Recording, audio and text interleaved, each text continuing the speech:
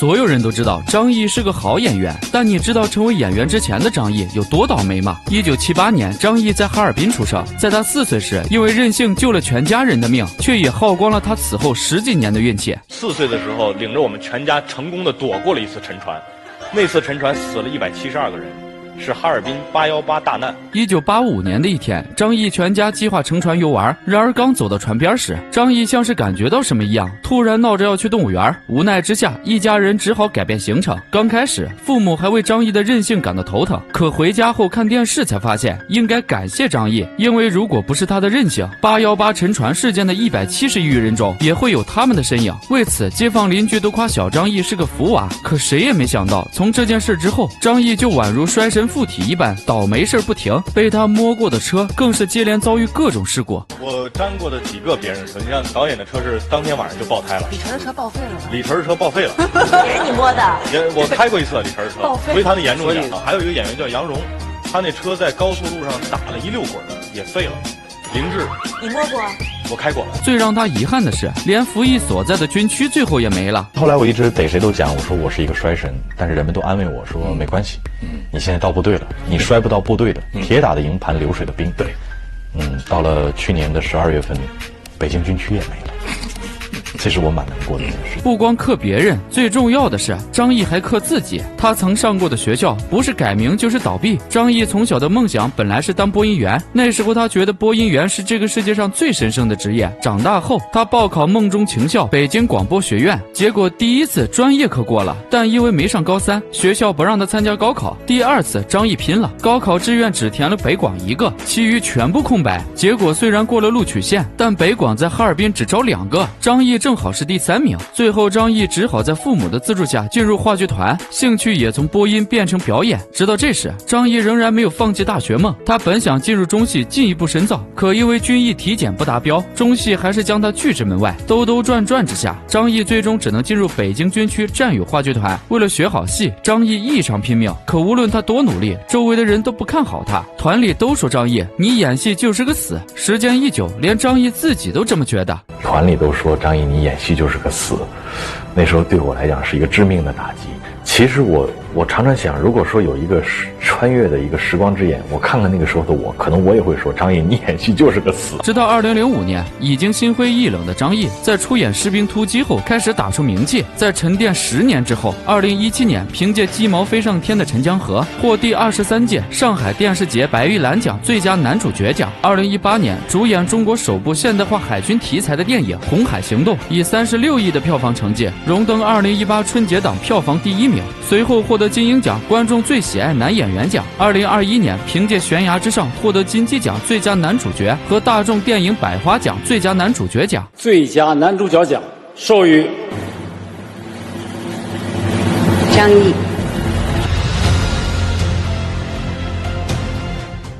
如今张译已经是第6位累计票房破200亿的男演员，也是大家心中当之无愧的影帝。张译作为影帝，他创下了太多经典镜头，而下面这个镜头绝对是他演技最炸裂的时刻。电视剧《鸡毛飞上天》中，陈江河找了骆玉珠整整8年，就在他几近绝望的时候，突然在对面火车上认出了心心念念的骆玉珠，似乎是不敢相信。他的第一反应不是哭喊，而是喘气用力的去看，害怕看错了，又是空欢喜一场。等确认了之后，陈江河探出窗外，他想喊骆玉珠，却发现根本喊不出声。这是人在极度激动的时候出现的不能控制声带的情况。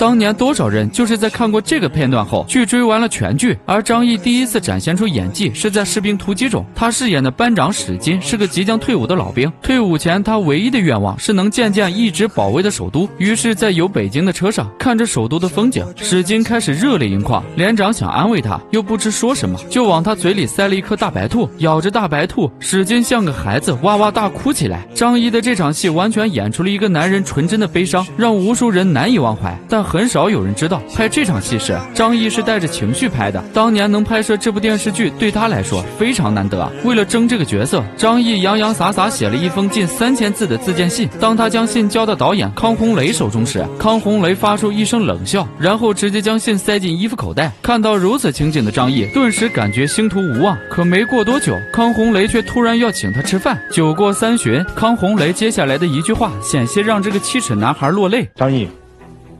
我们想请教一下您下面的档期，我们想邀请您来跟我们一块儿演《士兵突击》，您看可以吗？方便吗？面对康洪雷的邀请，张译受宠若惊，这对他来说非常难得。所以当部队拒绝张译的请假申请时，他毅然决定转业。而在拍这场戏当天，张译的转业申请也刚好到手。与其说这场戏他为使筋苦，不如说那些眼泪中也饱含着张译的青春。张译对表演的诠释，很大程度上来自他对角色的信念感。在拍摄电影1秒钟时，为了最大程度还原贴合角色，张译从进组前就开始疯狂节食，每天只吃1顿饭，1根黄瓜，最后20天暴瘦20斤。连一向对演员要求严苛的张艺谋都被吓坏了，不停劝他注意身体。千万不要把身体控制住，我认为你现在就可以。但在张译的心里，只要角色有需要，他就拼尽全力。由于这个角色不光要瘦，皮肤还要黝黑，所以在沙漠拍戏时，只要一有空，张译就顶着烈日暴晒，40多度的高温，加上风沙一吹，让他整张脸几乎晒伤脱皮。当时剧组有人提议用涂蜡来加深肤色，可以少遭一些罪，但张译不肯，他认为涂蜡效果和真实晒伤有区别。就这种为了角色可以付出一切的演员，怎么可能演不好戏？而在张译没火起来的时候，金星就非常自信地给他说：“但是我说话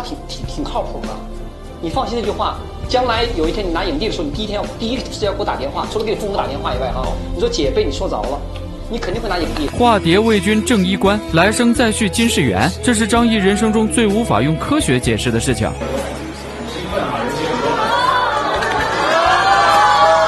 2015年第30届金鸡奖颁奖台上，苦熬了10年的张译终于拿到了最佳男配。就在他准备发表获奖感言的时候，一只蝴蝶飞过来，停在他的领结上整整5分钟，引起全场欢呼。然而就当所有人将注意力放到蝴蝶上的时候，却没有人发现此时的张译悄悄仰头将眼泪憋了回去，因为只有张译心里清楚，他来祝贺自己了。1999年，张译在文工团遇见了自己的初恋，本来两人男才女貌，是一段人人羡慕的神仙眷侣。可惜两人的感情遭到了女方母亲的强烈反对。他妈妈说我不像演员，说我长得不好看，像大队会计，说我的这个脸就像人那个让人一屁股坐了似的，不小心还是不小心做的。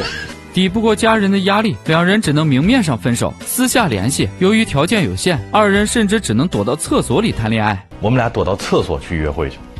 因为实在没地方。2004年，张译因出色表现得到了提干。正当他以为自己能配得上女孩时，却得到了他出车祸成植物人的噩耗。接到消息后，张译第一时间跑到女孩的病床前，一遍又一遍喊着女友的名字，告诉对方别怕，我来了。就在这时，神奇的一幕发生了。不知道女孩是不是听到了张译的深情呼唤，竟然奇迹般的流下了一滴泪。他有一滴眼泪就滴下来，就跟电影一样。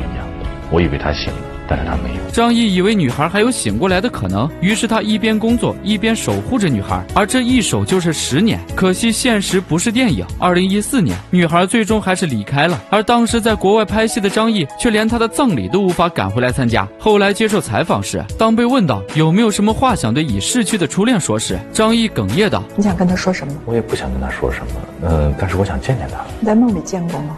见过。好在后来张译也找到了自己的幸福，不过这份幸福却引起很多争议。2006年，张译凭借《士兵突击》一炮而红，在大火不久，张译娶了比自己大6岁且2婚带娃的央视主持钱琳琳。放着无数年轻漂亮的追求者不要，张译为何独独看上了钱琳呢？原来这个火遍了全网的汉子，当时口袋里连个100块钱都没有，甚至还是个只能在朋友家借住的流浪汉。而这么多年来，为了支持张译的追梦之路，家里也欠了不少债。某天，刚录完节目的张译正好碰到下大雨，他没带伞，也舍不得打车。就在他一筹莫展之际，一个陌生女子将一把伞递到张译面前，她就是央视主持人钱琳琳。之后为了表示感谢，张译主动表示请钱琳琳吃饭，但囊中羞涩的他只请得起1碗面。本以为对方会嫌弃，没想到钱琳琳却笑着说了8个字：清汤面滑，很有食欲。这8个字的肯定给了张译信心，也对面前的女子产生了好感。慢慢的，两人就走到了一起。为了全力支持张译的的演员梦想。钱琳琳甚至主动放弃在央视的工作，甘愿成为家庭主妇，而有了要守护的家庭，张译反而更加专注事业。2018年，张译获得金鹰奖视帝，用实力和成绩向所有人证明他值得。改革开放40年，那天我看到一个总结，有40部优秀的作品，非常有幸，我参演了4部。今年40岁了，我终于拿到了金鹰奖。